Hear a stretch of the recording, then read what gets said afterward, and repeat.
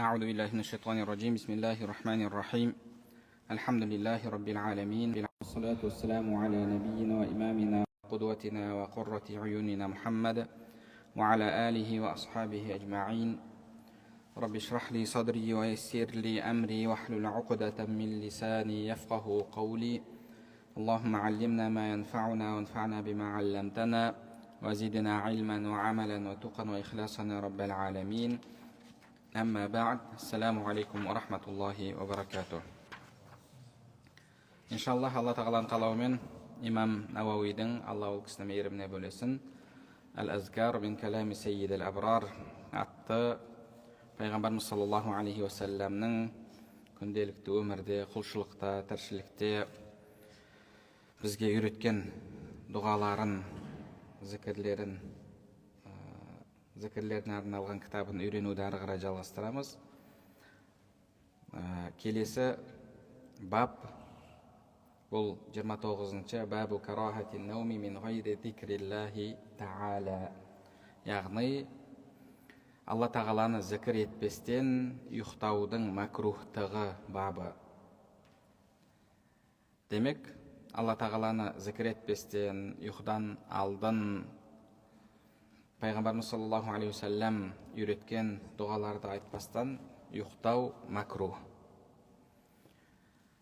Имам Навауи рахмахуллах айтады: روينا في سنن أبي داود بإسناد جيد عن أبي هريرة رضي الله عنه عن رسول الله صلى الله عليه وسلم قال. Имам Абу Дауттың кітабында риуаят етіледі жақсы иснадпен.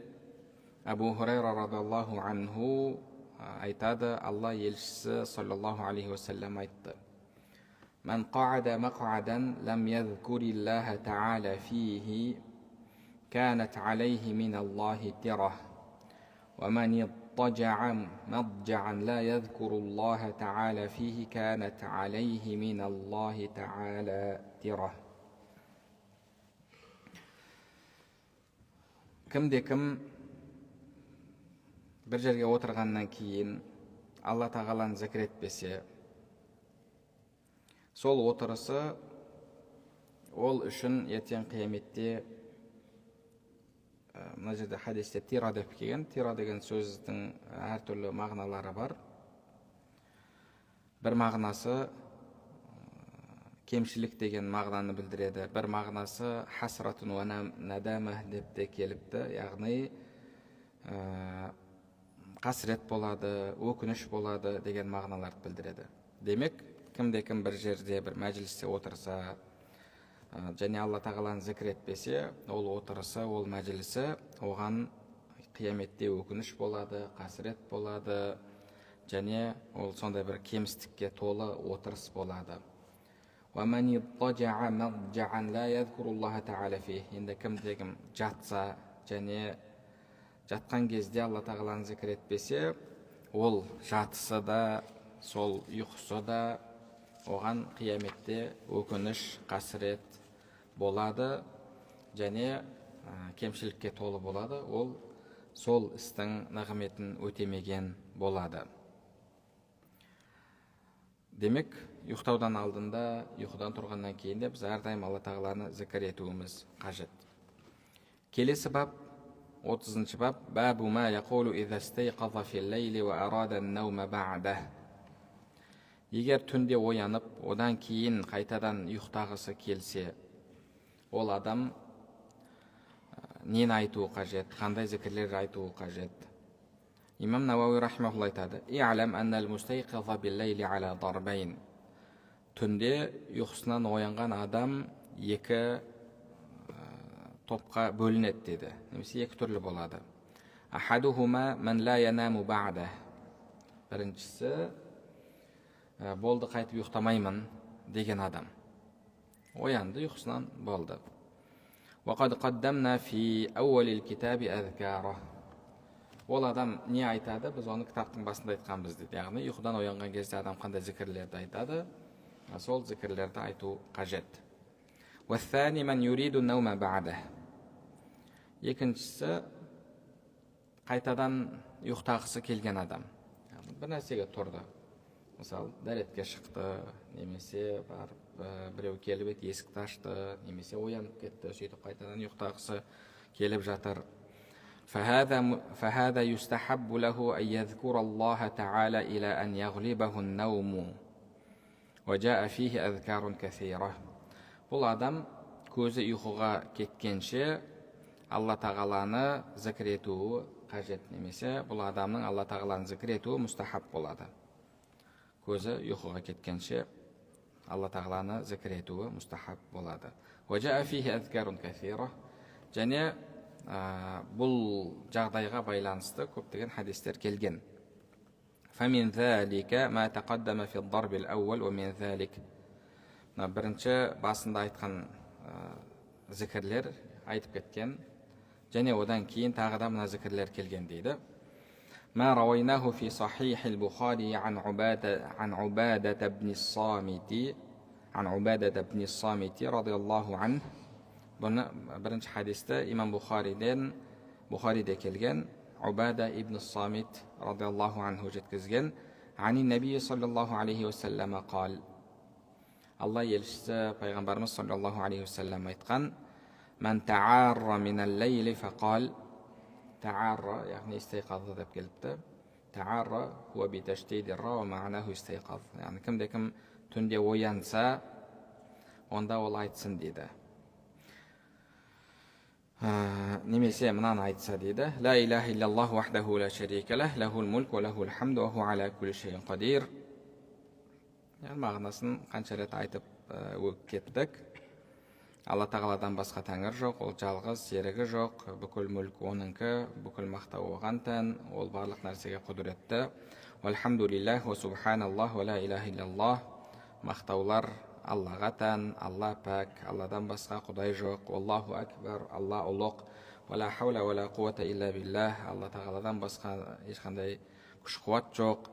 Сумма қал, Аллахума ғфирли әу да'a. Осы дұғаны айтып болғаннан кейін, Алла тағала мені күнәмді кешір десе, немесе дұға қылса, устуджиб, оның дұғасы қабыл болады дейді. Фаин тавадда'a ва салла қубилат салату. Тұрып дәрет алып намаз оқса, намазы қабыл болады дейді. Хакеза дабатнаху фи асли сама'ина al-muhaqqaq ва фи нусах al-mu'тамадати мин al-Бухари ва сақата қаулу ва ла илаха иллаллах қабла валлаху акбар фи кафири мин ан-нусах. Енді бұл жерде мынау әртүрлі нұсқаларды салыстыруды айтып жатыр имам Науаи рахмахуллах. Жалпы енді кітапты ол уақытта мысалы автордың өзі жазады, немесе шәкірті жазады. Кейбір имамдардың кітаптары бар, оны жазған шәкірті, ұстазымнан естідім, ұстазым айтты деп жазып шығады. Сол үшін одан кейін оны біреуге ол кітапты көшіріп алатын кезде барып копиясын жасамайды біздегідей. Не істейді? Хаттатқа береді, жазатын адамға береді, жазатын адам жазып береді. Сол үшін де сондай нұсқалардың арасында кейде айырмашылықтар болып жатады. Имам Науаи рахмахуллах соны айтып жатыр. Кейбір нұсқаларында ва ла илаха иллаллах, кейін Аллаху акбар деген сөздер жоқ дейді. ولم يذكره الحميدي أيضا في الجمع بين الصحيحين. إمام حميدي ده Бухари Муслимді біріктірген кітабында айтпаған дейді. وثبت هذا اللفظ في رواية الترمذي وغيره وسقط في رواية أبي داود. Имам Тирмизидің риуаятында келген бұл сөз дейді. Имам Абу Даудта да түсіп қалған дейді. وقوله اغفر لي أو دعا هو شك من وليد ابن مسلم أحد الرواه. Мына жерде айттық қой, кімде кім осы дұғаны айтып болғаннан кейін Аллахума ғфирли деп айтса, немесе дұға жасаса деп. Бұл сөз пайғамбарымыздың сөз емес дейді. Әуда'a, немесе дұға жасаса деген, бұл риуаят етуші күмәнданғаннан кейін осыны айтып тұр деді.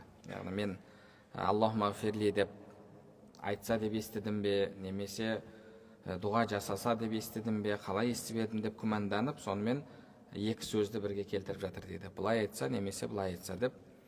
Кейде риуаятшы солай айтады. Күмәнданған кезде бір сөзді айтады да, немесе мынандай деп екінші сөзді келтіреді. Бұл хуа шаккун минал Валид ибн Муслимин ахаддир руах. Валид ибн Муслим деген риуаятшыдан кеткен күмән дейді. Ва хуа шейху шуюхил Бухари. Ол имам Бухаридің ұстаздарының ұстазы дейді. Абу Дауудтың, Тирмизидің және басқа да мухаддистердің ұстазы дейді. Ва қаулуху саллаллаху алейхи ва саллам. Ұстаз дегенде бұл жерде хадис алған, және осы хадистегі нақты шейхтары, яғни сол хадисті жеткізуші кісілер. وقوله صلى الله عليه وسلم تعارى هو بتشديد الراء ومعناه استيقاظ. Және бағана хадисте تعارى деген сөз келген еді, соны түсіндіріп жатыр. Ол ояну деген мағынада дейді. Ары қарай имам Науауи айтады: وروينا في سنن أبي داود بإسناد لم يضاعفه عن عائشة رضي الله عنها. Абу Дауд кітабында Айша анамыздан риуаят еткен бұл хадисті әлсіздеп айтпаған. أن رسول الله صلى الله عليه وسلم كان إذا استيقظ من الليل قال. Пайғамбарымыз саллаллаху алейхи уассалам ұйқыдан оянған кезде мына сөздерді айтатын: لا إله إلا أنت سبحانك اللهم أستغفرك لذنبي وأسألك رحمتك. لا إله إلا أنت. Алла тағала сенен басқа құдай жоқ. Субханак. Сен пәксің. Ва Алла тағалам, сен пәксің. Күнәларым үшін сенен кешірім сұраймын. Сенің мейіріміңді сұраймын. Аллахумма зидни илма. Алла тағала білімімді арттыр. Ва ла тузиғ қалби бa'д из хадайтани. Жүрегімді тура жолға бастағаннан кейін қайта адастырма. Ва хабли мин ладунка рахма. Маған өзіңнен болған немесе өз құзырыңнан болған мейірім нәсіп ет. Иннака антал ваххаб. Сен берушісің деп пайғамбарымыз саллаллаху алейхи вассалам осы дұғаны айтатын еді дейді. Және сондай-ақ пайғамбарымыздың айтатын дұғаларынан وروينا في كتاب ابن السني عن عائشة رضي الله عنها قالت. Айша анамыз жеткізген, имам ибн Сунни кітабында риуаят еткен: كان تعني رسول الله صلى الله عليه وسلم إذا تعار من الليل قال. Алла елшісі саллаллаху алейхи уассалам ұйқыдан оянса мына сөзді айтатын: لا إله إلا الله الواحد القهار رب السماوات والأرض وما بينهما العزيز الغفار. Яғни өктем, шексіз, қаһар иесі, жалғыз Алла тағаладан басқа құдай жоқ мағынасы. Және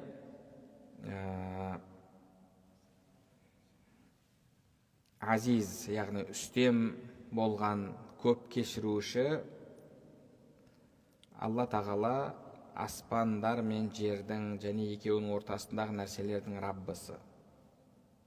مغنى صوصلي.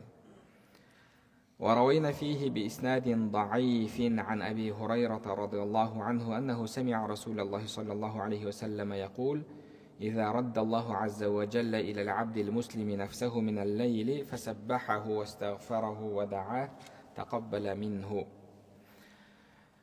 إمام ابن السني ضعيف إسناد بين أبو هريرة жеткізген. Ол кісі Алла елшісі саллаллаху алейхи уассаламның мына сөздерін естіген: қайсы бір мұсылман құлға Алла тағала түнде рухын қайтарса, яғни қайтадан оянса, оянғаннан кейін Алланы пәктесе, яғни субханалла деп айтса, және Алладан жарылқау тілесе, кешірім сұраса, истағфар, яғни истағфар, астағфирлах деп айтса, және Алладан қажетін тілесе, дұға жасаса, тақаббала минху, Алла тағала оның дұғасын қабыл етеді дейді. Дұғасын қабыл етеді. Жалпы білесіздер, түнгі уақыт сондай қасиетті уақыт. Ол уақытта жасалған дұғалар қабыл болады. Ол уақытта оқылған намаз түнгі намаз болып табылады.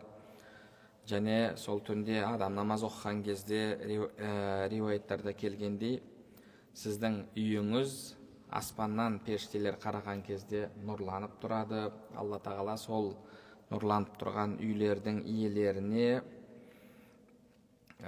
өзінің жақсылығын жаудырады. Періштелері ол адамдар үшін дұға етеді, және ол адамдардың дауыстарын періштелер жаттап алады. Тағы хадистерде келеді. Кейін сол үйден нұр шықпай тұрса, әлгі адамның дауысы естілмесе, періштелер пәленше құлыңның үйінен әр күні, әр түні нұр шығып тұратын еді, бұл түнде нұр шығып тұрған жоқ, дауысы естілмейді құлыңның деген кезде, Алла тағала ол құлым ауырып қалды, немесе мынандай бір мәселесі шығып қалды, қиындыққа тап болып сапарда деген сияқты, яғни оның бір қиындаған жағдайын айтқан кезде періштелер ол адамға дұға жасайды дейді. Ол адамға дұға жасайды. Және сондай-ақ тәпсір кітаптарында келеді. Тәпсір кітаптарында кит Юнус алейхиссаламды жұтқан кезде, Юнус алейхиссалам киттің қарнында Аллаға дұға жасады. Сол кезде періштелер айтты дейді: Саутун ма'руф мин маканин гайри ма'руф. Таныс дауыс бейтаныс жерден шығып жатыр деді. Таныс дауыс. Яғни біз мына дауысты білеміз. Періштелер қандай дауыстарды біледі, кімнің дауысын таниды? Түнде Аллаға дұға еткен, түнде намаз оқыған адамның дауысын таниды. Періштелер оның дауысын әрдайым жай намаздың үстінен, михрабтан естіп жаттап алған, ал енді басқа жерден шығып жатыр дауысы. Сонда Алла тағала айтты дейді: Иә, бұл Юнус құлым, оны кит жұтты, қазір киттің қарнынан дұға жасап жатыр деп айтты, және періштелер оған дұға жасады дейді. Демек, сіздің даусыңыз жай намаздан емес, жай намаздың үстінен емес, тахаджудтан емес, басқа жерде қиналып шыққан кезде періштелер даусыңызды естіп не дейді? О Алла тағала, біз сенің мына құлыңның даусын танимыз, бірақ бейтаныс жерден шығып жатыр деп, олар сіз үшін қиналған кезде дұға жасайды. Демек, періштелердің сізге дұға жасағанын қаласаңыз, періштелердің сізге болысқанын, жанашырлық танытқанын қаласаңыз, онда оларға даусыңызды жаттатыңыз, даусыңыз оларға үйреншікті, таныс дауыс болсын. Қашан таныс дауыс болады? Егер даусыңыз түнде Аллаға жалбарынып, Құранмен, дұғамен шығатын болса, сол кезде Алла тағала сіздің даусыңызды періштелерге жаттатып қояды. Енді мына жерде де пайғамбарымыз саллаллаху алейхи вассалам айтып жатыр: егер Алла тағала пендесіне нәпсісін, яғни рухын қайтарса, енді ұйқыда бір кіші өлім, адам ұйқыдан оянған кезде бір кіші өлімнен тұрғандай болады. Сол кезде Алланы ұлықтаса, кешірім сұраса, Алланы пәктесе, дұға етсе, оның дұғасын Алла тағала қабыл етеді дейді. Яғни түнгі уақыт сондай қасиетті уақыт болып табылады. Қасиетті уақыт болып табылады. Жұрттың бәрі ұйқыда кезде сіз Алла тағаламен жеке байланысқа шығасыз. Әрі қарай имам Науауи рахматуллах айтады: وروينا في كتاب الترمذي وابن ماجه وابن السني بإسناد جيد عن أبي هريرة رضي الله عنه قال. Имам Термизи және Ибн Маджа және сондай-ақ Ибн Сүннилер бұл хадисті жақсы иснадпен Абу Хурайрадан жеткізген. Ол кісі айтады: Алла елшісі саллаллаху алейхи вассалам айтты дейді: إذا قام أحدكم عن فراشه من الليل ثم عاد إليه فلينفضه بصنيفة إزاره 3 مرات فإنه لا يدري ما خلفه عليه.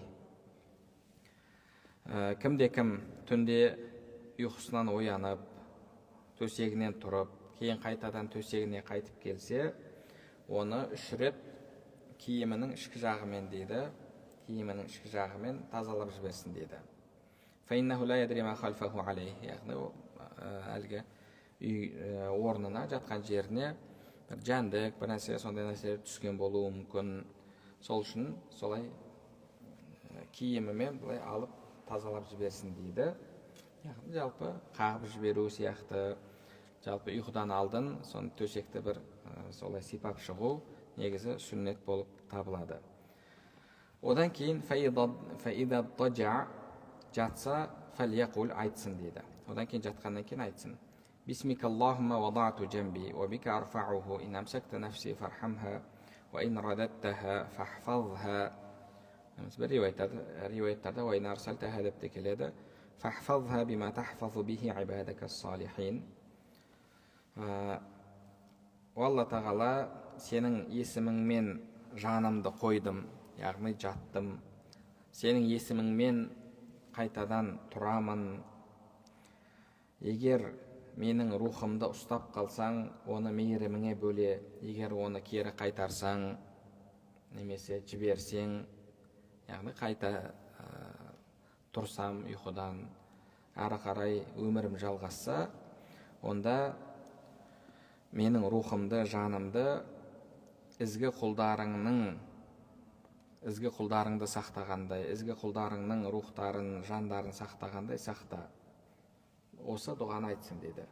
Қала Тирмизи хадисун хасан. Имам Тирмизи хасан хадис деген, яғни жақсы хадис деген.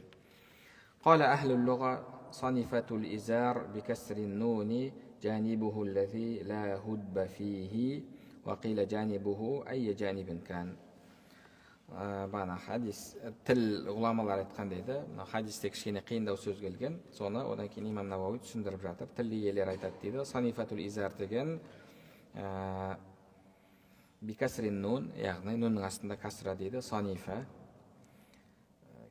Бана киімнің, мынау басқа мен нелерден қараған кезімде киімнің ішкі жағы деп түсіндіріпті.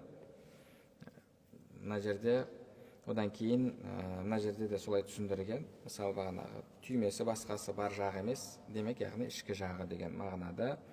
Вақила жанибуху айя жанибин кан. Кейбір ғұламалар жоқ, бұл жерде айырмашылық жоқ, сырты іші бірдей деп айтқан дейді. Бәріне осы сөз қолданылады деп айтқан дейді. وروينا في موطأ الإمام مالك رحمه الله في باب الدعاء آخر كتاب الصلاة عن مالك. إمام مالك موطأ كتابында дұға бабында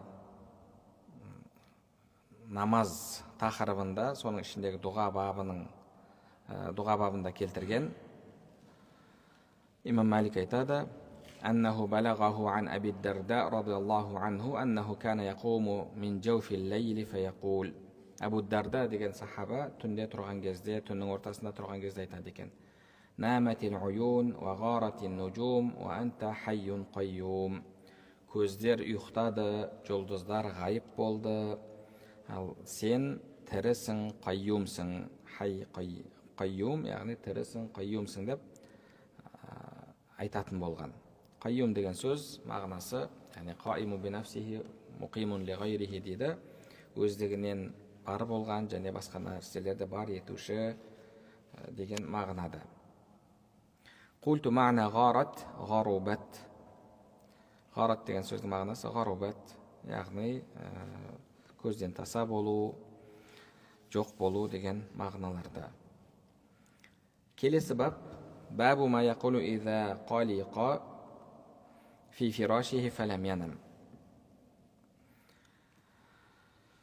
Егер түнде мазасызданып, ұйықтай алмаса, не айту қажет?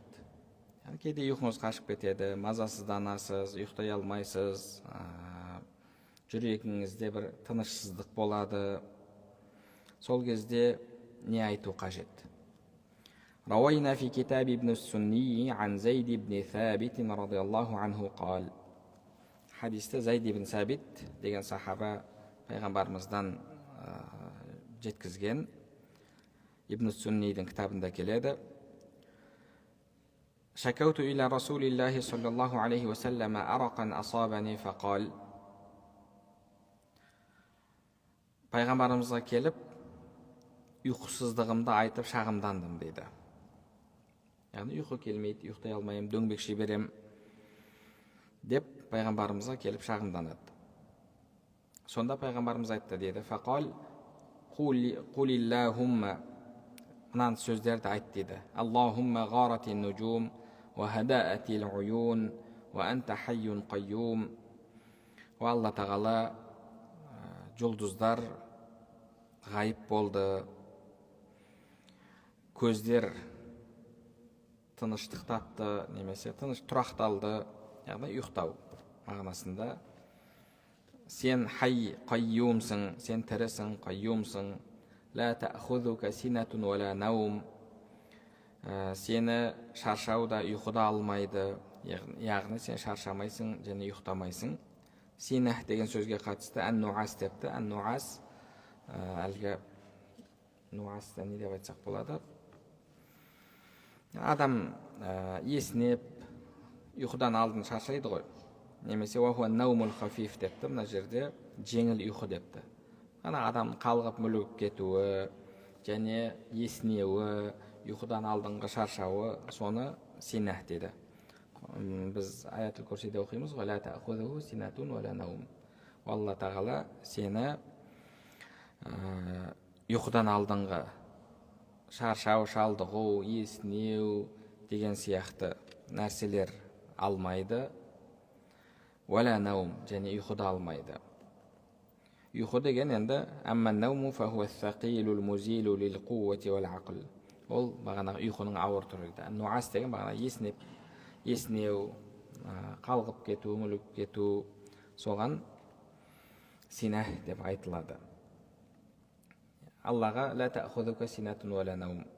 Яғни сен шаршамайсың, шалдықпайсың және ұйықтамайсың деп айтып жатыр. Я хайю я қайюм. Ва тірі болған, қайюм болған Алла тағала. Ахди лейли ва аним айни. Түнімді тыныштандыр, көзімді ұйықтат. Фақультуха. Осы сөзді айттым. Фаазхабаллаху азза ва джалла анни ма кунту аджид. Алла тағала менен әлгі ұйқысыздықты кетірді дейді. Жалпы сөз: Аллахума ғарати нуджум ва хадаати уюн ва анта хайюн қайюм ла таъхузука синатун ва ла наум я хайю я қайюм ахди лейли ва аним айни. Және имам Науауи айтады: ва рауайна фихи ан محمد بن يحيى بن حبان بفتح الحاء وبالباء الموحدة أن خالد بن الوليد رضي الله عنه أصابه أرق فشكى ذلك إلى النبي صلى الله عليه وسلم. وحديث محمد بن يحيى بن حبان دegen кісі риуаят етеді. أن خالد بن الوليد деді, бір сондай ұйқысыздық болады. Арақ деген әс-сахар депті. Сахар деген яғни ұйқысыз түнді өткізу. Бірақ бұл жердегі мағынасы ұйықтамақшы болған кезде де ұйықтай алмау. Адам кейде мысалы өзі саналы түрде, мақсатты түрде ұйықтамауы мүмкін. Оны да мысалы сахир ал-лейл, түнін ұйқысыз өткізді дейді. Ал бірақ енді екінші бір адам ұйықтамақшы болады, бірақ ұйықтай алмайды. Мына жерде сол айтылып жатыр. Халид ибн ал-Валидте де сондай болады. Фашака залика иля наби саллаллаху алейхи вассалам. Пайғамбарымызға келіп шағымданады. Қарасаңыз қандай рахат дүниеді. Біз кімге шағымданамыз? Деп шағымданатын адамыз дейміз. Сахабалар жүгіріп барып пайғамбарымызға шағымданады. Я Расулаллах, мынадай болып қалды, я Расулаллах, мынадай болып қалды деп. Алла тағаланың берген сахабаларға үлкен нығметі. Олар кез келген мәселелерін пайғамбарымызға айтады, пайғамбарымызбен ақылдасады, пайғамбарымыз мәселелерін шешіп береді. Мына жерде де Халид ибн ал-Валид пайғамбарымызға барып айтады. فأمره أن يتعوذ عند منامه بكلمات الله التامات من غضبه ومن شر عباده ومن همزات الشياطين وأن يحضرون. Халид ибн ал-Валидке пайғамбарымыз ұйықтаудан алдын бағанағы дұға бар, соны айтуды бұйырған. Ол қандай дұға? أعوذ بكلمات الله التامة من غضبه وشر عباده ومن همزات الشياطين وأن يحضرون. Осы сөздер. Алла тағала сенің кәләміңмен сенен пана тілеймін, яғни Құранмен сенен пана тілеймін, сенен пана сұраймын. Мин ғадабихи ва шарри ибадих, құлдарыңның жамандығынан, Алла тағала өзіңнің ашуыңнан, шайтанның азғыруынан және шайтанның келіп мені мазалауынан деп осындай сөздермен Алла тағаладан пана тіле деп бұйырған. Хаза хадисун мурсал Мухаммад ибн Яхья табиғи. Бұл мурсал хадис дейді, өйткені Мухаммад ибн Яхья деген кісі табиғин дейді. Табиғин.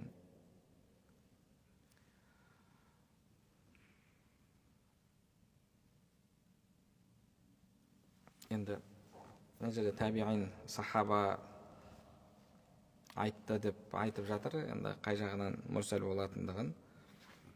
Немесе бағанағы кіші табиғин болып Халид ибн Валидтерді көрмеген болса, ол кезде де мурсал хадис болып жатады. Сондай мағынада болу керек, Аллаху алям. Әрі қарай وروينا في كتاب الترمذي بإسناد ضعيف وضعفه الترمذي عن بريدة رضي الله عنه قال. حديث имам Термизи кітабында риуаят еткен ضعيف иснадпен және өзі ضعيف деген Бурайдадан риуаят еткен, Алла ол кісіге разы болсын. شكى خالد بن الوليد رضي الله عنه إلى النبي صلى الله عليه وسلم فقال يا رسول الله ما أنام الليل من الأرق. Халид ибн Валид пайғамбарымызға келіп шағымданады. О Алланың елшісі, ұйықтай алмай жатырмын, ұйқысыздық мазалап жатыр дейді. Фақала нәбию саллаллаху алейхи уассалам.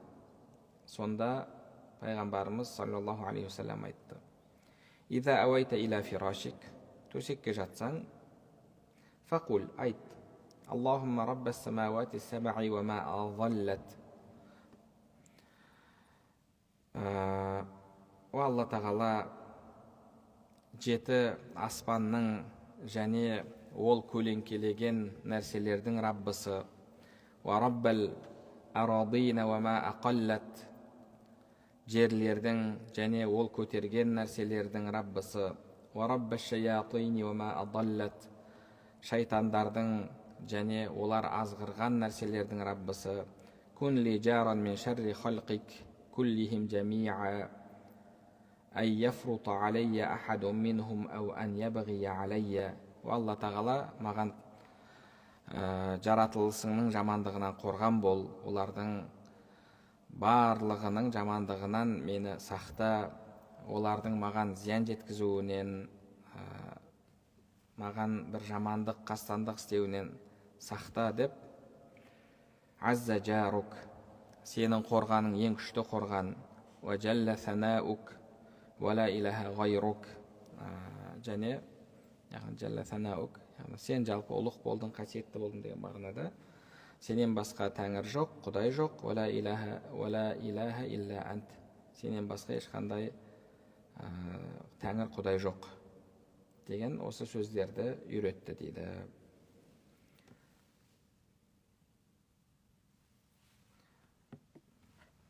Намазға аз уақыт қалыпты, онда мына соңғы 32-ші баппен дәрісімізді тамамдайық.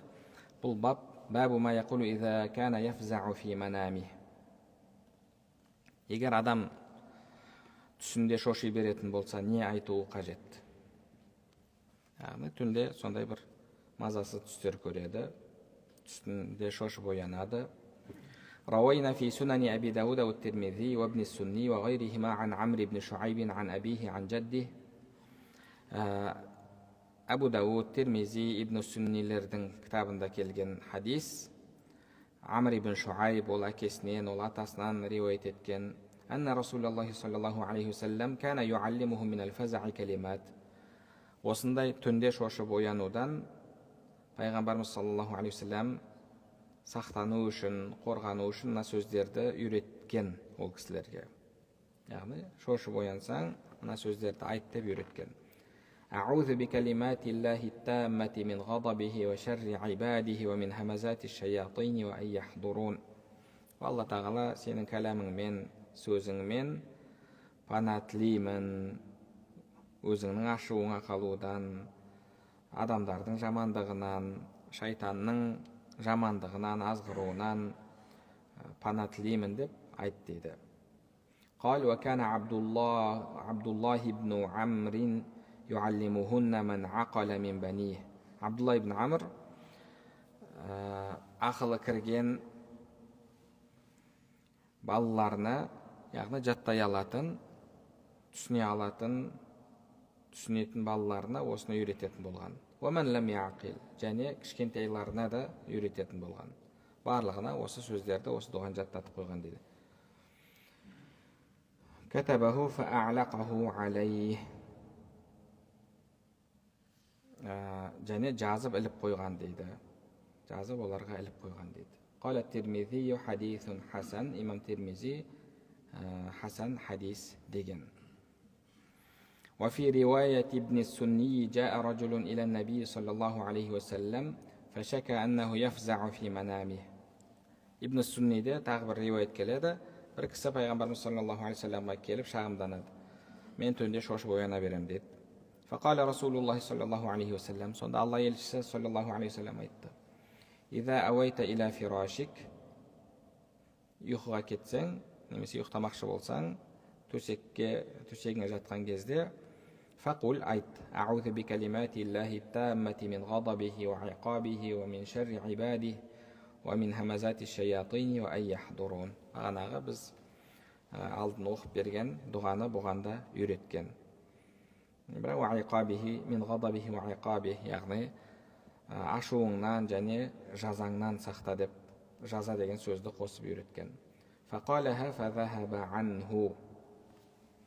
Соны айтқаннан кейін әлгі кісіден шошыну кетті дейді. Әлгі кісіден шошыну кетті. Жалпы адам түнде шошып оянса, осы дұғаны айтуы қажет. Ал енді жаман түс көрсе, не айтуы қажет, немесе біреу түсін айтып берсе, не айтуы қажет, оны Алла нәсіп етсе келесі дәрісте үйренетін боламыз. Алла тағала баршамызға пайдалы білім нәсіп етсін, алып жатқан білімдерімізге амал етуімізді және амалдарымыздың қабыл болуын нәсіп етсін. Субханакаллахумма бихамдик, ашһаду ан ла илаха илля анта, астағфирука.